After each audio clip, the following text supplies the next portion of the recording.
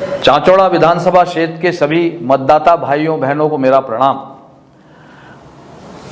आइए आज हम सब जानते हैं कि देश आज़ाद कैसे हुआ, और विशेषकर मेरा आग्रह है हमारे युवाओं को और उन लोगों को जो उस समय उन्होंने जन्म नहीं लिया था। भाइयों बहनों, ये देश आज़ाद ऐसे ही नहीं हुआ है।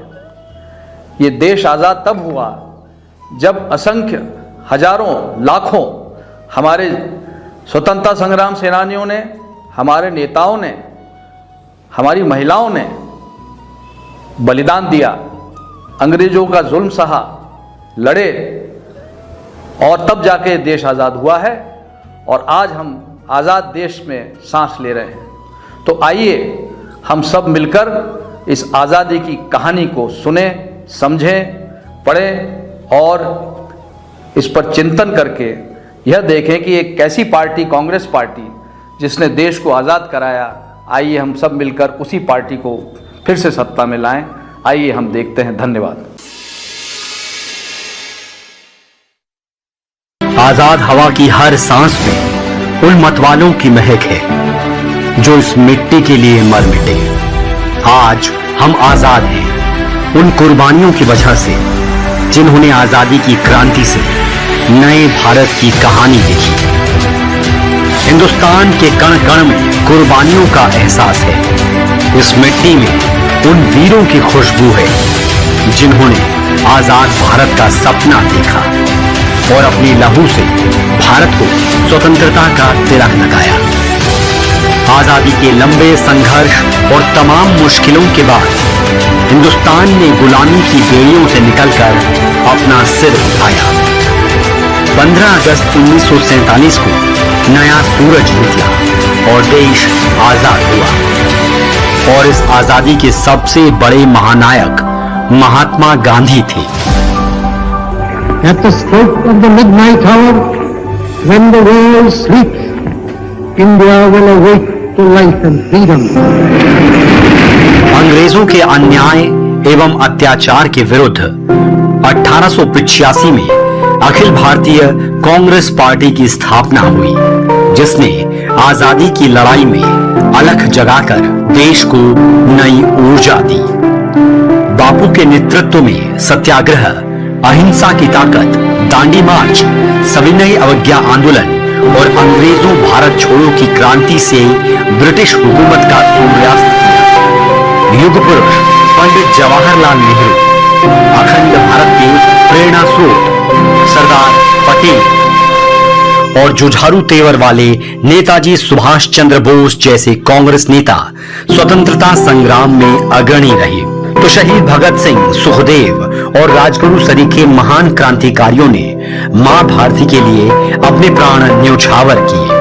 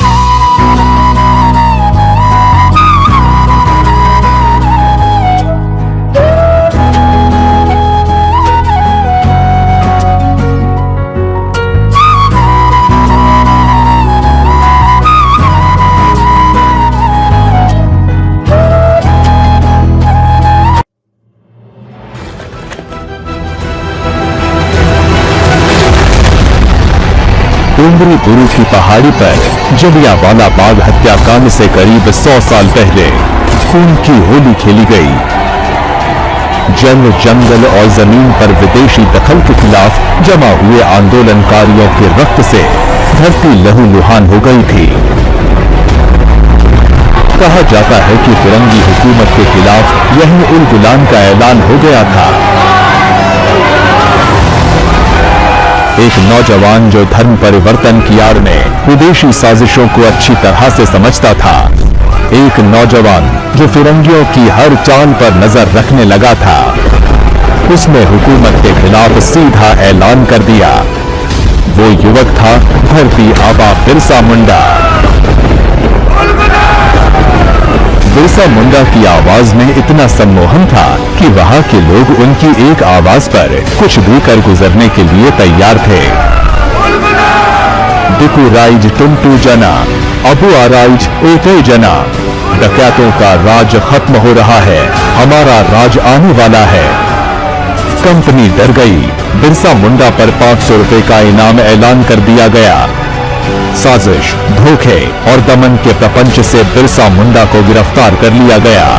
हिरासत में उन्हें जहर देकर मार दिया गया। बिरसा मुंडा माटी और वतन की रक्षा करते शहीद हो गए, लेकिन विदेशी ताकतों से संघर्ष और यलगार के वे कभी न मिटने वाले प्रतीक बन गए। रानी अवंतीबाई लोधी, जो बचपन से ही बड़ी बहादुर थी, जिसने बचपन में ही तीरंदाजी, घुड़सवारी और तलवारबाजी का प्रशिक्षण ले लिया था। रानी अवंतीबाई का जन्म सिवनी जिले के मनगेहती गांव में एक लोधी परिवार में हुआ था। उनके पिता का नाम राव जुझार सिंह था।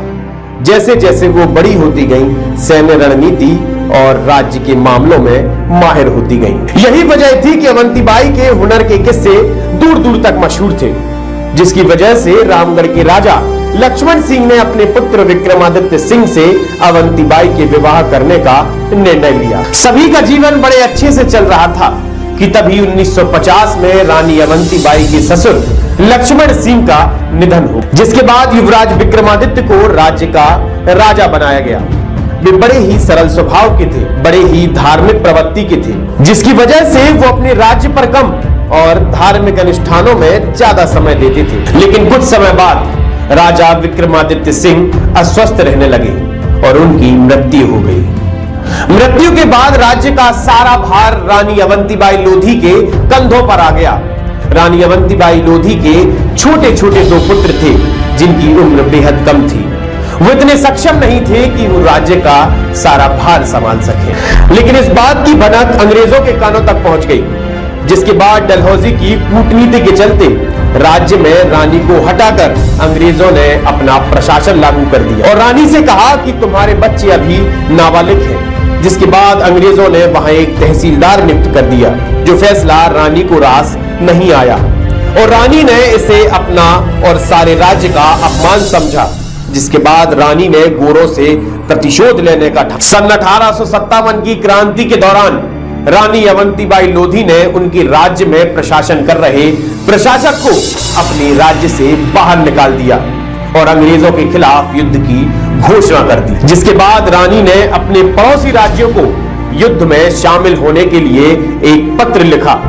उस पत्र में खास बात यह थी कि रानी ने पत्र के साथ चूड़ियां भी भेजी थी और उन्हें लिखा था कि अपनी मातृभूमि की रक्षा करनी हो तो अंग्रेजों के खिलाफ तलवार उठाओ और युद्ध लड़ो, और अगर ऐसा नहीं कर सकते तो चूड़ियां पहनो और घर में छिपे रहो। उस समय तक रानी अवंतीबाई ने अपने आसपास के राज्यों में क्रांति की चिंगारी सुलगा दी। उस समय लगभग 4000 लोगों की सेना बनाई और अंग्रेजों के खिलाफ हमला कर दिया। लेकिन कुछ समय पहले तक अंग्रेजों ने यह सोचा कि रानी की सेना को कुचलना बड़ा आसान है, लेकिन यह अंग्रेजों का भ्रम था। इसी युद्ध में अंग्रेजों को मुंह की खानी पड़ी। अंग्रेजों को इस बात का अंदाजा हो चुका था कि रानी से टक्कर लेना कोई मामूली बात नहीं है। इस बार उन्होंने क्रूर बल के साथ हमला करने का फैसला लिया। इस बार कई गुना अधिक तैयारी के साथ उन्होंने रामगढ़ पर हमला किया। उन्होंने इस क्षेत्र में आग लगा दी और क्रूरता से लोगों को मारना शुरू कर दिया। इस युद्ध के बाद रानी अवंतीबाई लोधी ने सुरक्षा की दृष्टि को ध्यान में रखते हुए देवीरगढ़ के जंगलों में जाने का फैसला लिया। लेकिन रानी वीरांगना थी, इतनी जल्दी हार मानने वाली नहीं थी। उन्होंने जंगल में रहते हुए अपनी युद्ध रणनीति के तहत गोरिल्ला युद्ध तकनीक का भी उपयोग किया। गोरिल्ला युद्ध की मदद से उन्होंने जनरल बेडिंगटन के शिविर में घुसपैठ की और उनकी सेना के बीच कोहराम मचा दिया। लेकिन उनकी देशभक्ति और युद्ध की भावनाएं ही सिर्फ युद्ध जिताने के लिए काफी नहीं थी। लेकिन इस बार अंग्रेजों की बर्बर मशीनें और हथियार रानी की सेना पर भारी पड़ गए। अंग्रेजों ने रानी की सेना को चारों ओर से घेर लिया। जब रानी ने अपनी हार अपने नजदीक देखी तो अपने आप को अंग्रेजों के हाथ मरना स्वीकार नहीं किया। रानी ने अपना खंजर निकाला और अपने ही पेट में घोंप लिया और रानी इस प्रकार वीर गति को प्राप्त हो गई।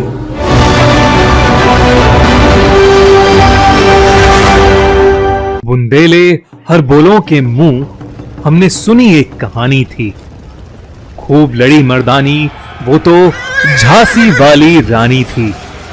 1857 में इंडिया ने अपनी पहली आजादी की लड़ाई लड़ी और इसका नेतृत्व कर रही थी झांसी की रानी रानी लक्ष्मीबाई।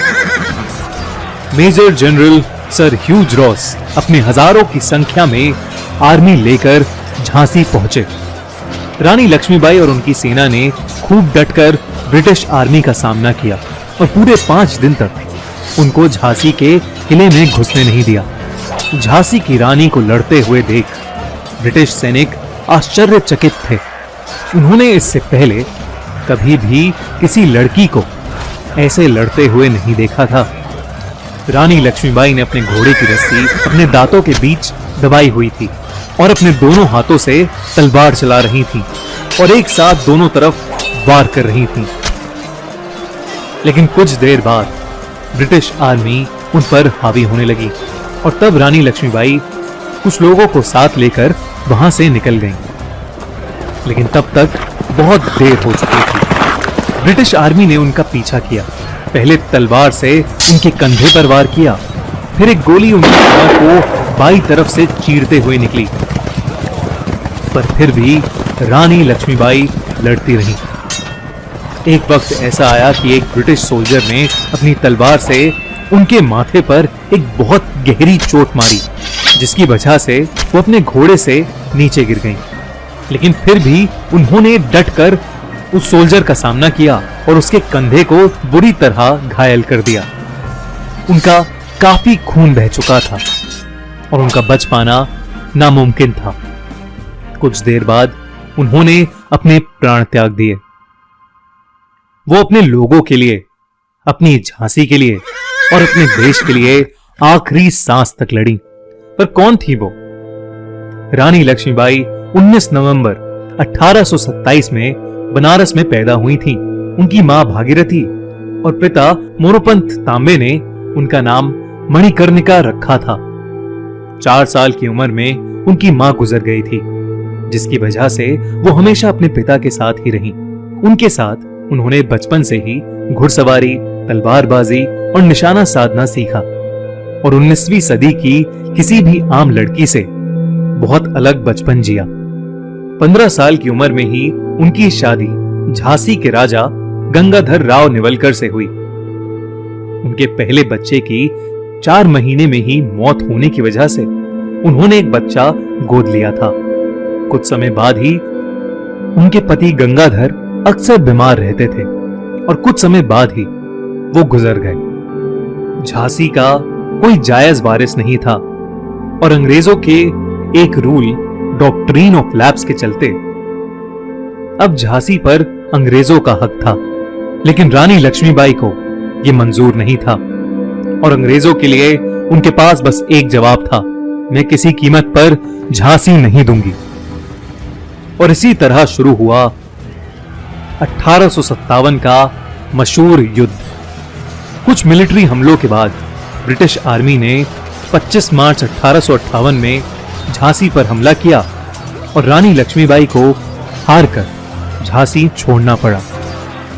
वहां से निकलकर उन्होंने कुछ और फ्रीडम फाइटर्स नाना साहेब, राव साहेब और तात्या तोपे के साथ एक सेना बनाई। उसके बाद कई बार उन्होंने ब्रिटिश आर्मी का सामना किया।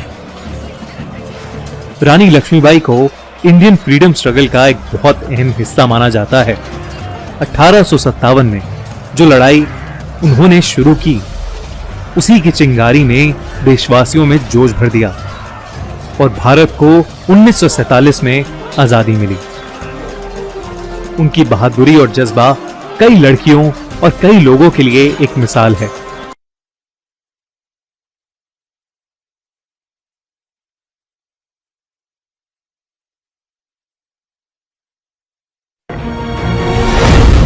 एक जमाने में जब भारत ब्रिटिश शासन के अधीन था, एक आम आदमी मिट्टी का बेटा आया। उसने आंदोलन की कमान संभाली।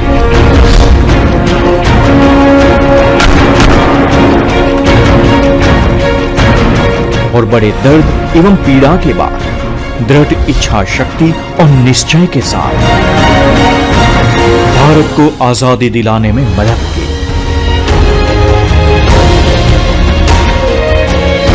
सरदार वल्लभ भाई पटेल एकता और अखंडता के प्रतीक। मैं आज तो ये आपको कहने के लिए आया हूं कि जो पुराना हिंदुस्तान जिसके लिए कभी कभी हमें शर्मिंदा होना पड़ता है तो इतनी सदियों तक हम गुलाम रहे, लेकिन आज जो हम आजाद हुए हैं वो आजाद हिंदुस्तान के सुपुत्रों का एक कर्तव्य है कि इसको फिर गुलाम बनने न दे।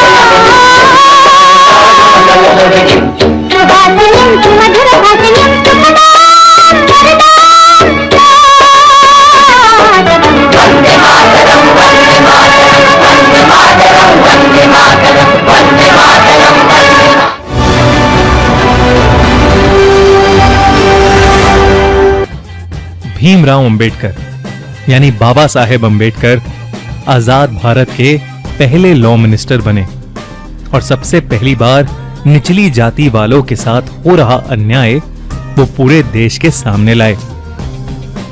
उन्होंने बड़े बड़े नेता और लीडर्स को इस मुद्दे पर बातचीत करने पर मजबूर किया।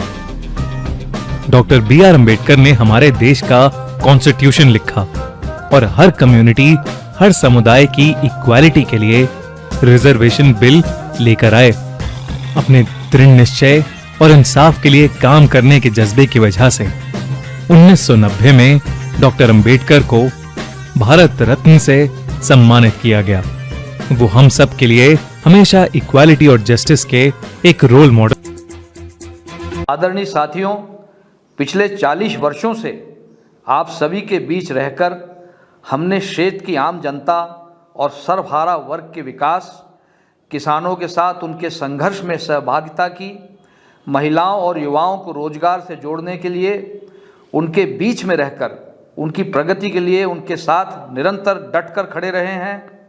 मैंने मेरे संसदीय कार्यकाल में क्षेत्रीय विकास के लिए कई पदयात्राएं की। जब किसानों की बंजर जमीनों के लिए कृषि हेतु सिंचाई के साधन नहीं थे, तब संसदीय क्षेत्र राजगढ़ की पथरीली जमीन पर सिंचाई के साधन, तालाब, बांध आदि बनवाने के लिए मैंने गांव-गांव पदयात्रा की। आज इतने वर्षों के संघर्ष का नतीजा राजगढ़ क्षेत्र की सिंचाई परियोजनाएं, कुंडालिया बांध एवं मोहनपुरा बांध का लाभ किसानों को मिल रहा है। मेरा निरंतर प्रयास जारी है कि मोहनपुरा बांध से पाइपलाइन द्वारा नहर परियोजना हमारे चांचौड़ा क्षेत्र के किसानों के लिए उपलब्ध हो जाए। चांचौड़ा, बीनागंज, कुमराज क्षेत्र के किसानों और मधुसूदनगढ़ क्षेत्र के किसानों को सिंचाई साधन हेतु महेशपुरा तालाब, जटेरी तालाब, उमर थाना तालाब, आरी ताजपुरा तालाब, पीपलिया खुशहाल तालाब, रामपुरिया तालाब, हाथीपुरा तालाब, ब्रह्मापुरा तालाब, बोर का खेड़ा तालाब, फतेहपुर तालाब, टटूच की खेड़ी तालाब, भोजपुरिया तालाब, झिरी तालाब और बहुत सारे ऐसे तालाब पूरे विधानसभा क्षेत्र में बनवाए हैं, जिससे किसानों की कृषि आय बढ़ी है। कुमराज क्षेत्र की सिंचाई परियोजनाओं की मंजूरी के लिए मैं दृढ़ता से निरंतर प्रयास करता रहा हूं। कांग्रेस की सरकार बनने पर कुमराज की सिंचाई परियोजना को स्वीकृत कराना मेरी सबसे पहली प्राथमिकता रहेगी। और यहाँ मैं यह भी बताना चाहूँगा कि 2018 में शिवराज सिंह आए थे कुमराज में और बोल कर गए थे कि ये योजना वो शुरू करेंगे, लेकिन 23 तक कुछ नहीं हुआ, लेकिन हम इसे शुरू कराएंगे, हम आपको वचन देते हैं। मधुसूदनगढ़ क्षेत्र की सिंचाई परियोजनाएं, सुमेरी बांध, राजीव सागर बांध, ये सब कांग्रेस की देन है, जिनका लाभ मधुसूदनगढ़ क्षेत्र के किसानों को मिल रहा है।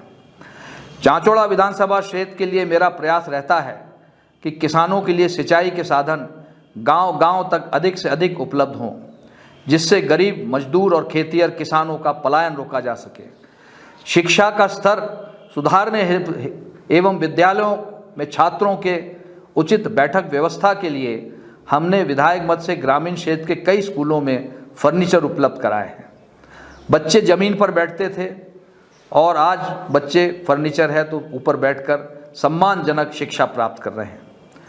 चांचौड़ा, बीनागंज, कुमराज, मृगवास, मधुसूदनगढ़, उकावत क्षेत्र के साथ साथ संपूर्ण विधानसभा क्षेत्र के लोगों की स्वास्थ्य सेवाओं को बेहतर बनाने के लिए मेरा सतत प्रयास रहता है कि हमारे अस्पतालों में सभी चिकित्सीय सुविधाएं उपलब्ध रहें।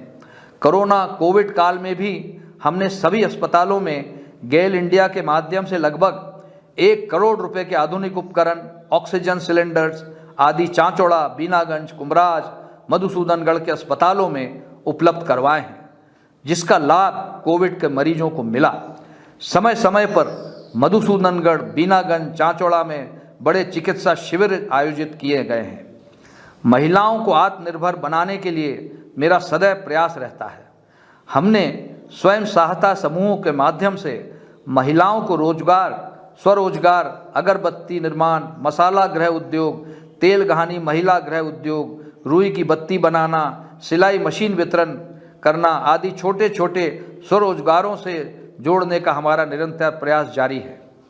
गरीब और मजदूर लोगों को उनके हक का यूरिया, खाद एवं राशन उचित मूल्य की दुकान से मिलता रहे, इसके लिए समय समय पर मैंने स्वयं कंट्रोल की दुकानों पर जाकर गरीबों का राशन एवं खाद वितरण करवाया है और अव्यवस्थाओं को दुरुस्त किया। विधानसभा क्षेत्र चांचौड़ा, बीनागंज, कुमरान, मधुसूदनगढ़, उकावत, मृगवास, सानई, बासाहेड़ा दूरस्थ क्षेत्र के निवासियों को अभी जिले के कार्य के लिए बहुत दूरी तय करना पड़ती है।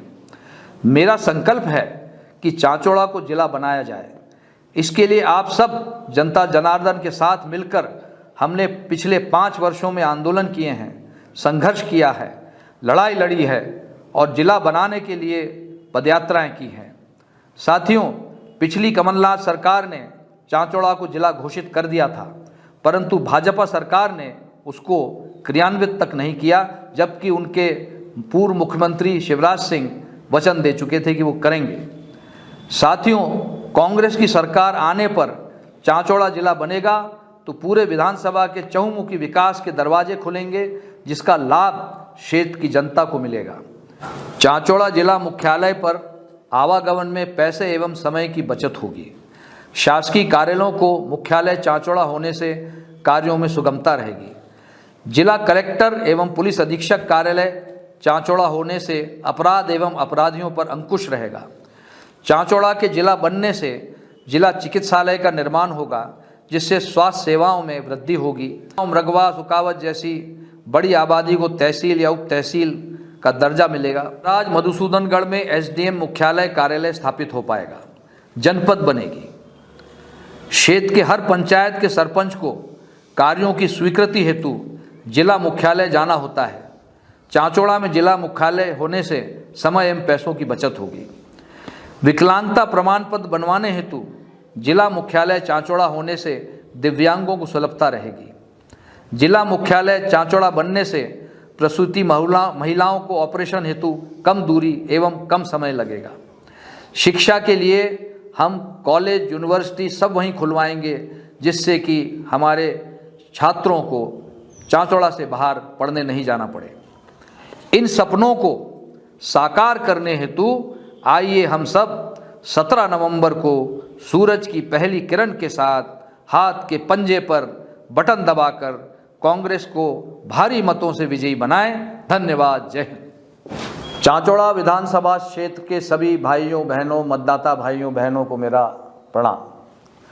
आइए हम सब मिलकर चांचौड़ा को जिला बनाने के लिए, चांचौड़ा में तालाब बनाने के लिए, चांचौड़ा में स्कूल, कॉलेज, अस्पताल, यूनिवर्सिटी खुलवाने के लिए और बेरोजगारों को काम देने के लिए, महिलाओं को रोजगार देने के लिए, पेंशन देने के लिए, 1500 रुपया महीना महिलाओं को भत्ता देने के लिए आइए हम सब मिलकर इस हाथ के पंजे पर जो कांग्रेस का चुनाव चिन्ह है उस पर बटन दबाकर, हाथ के पंजे पर बटन दबाकर कांग्रेस पार्टी को जिताएं और भारी मतों से जिताएं। धन्यवाद। जय हिंद।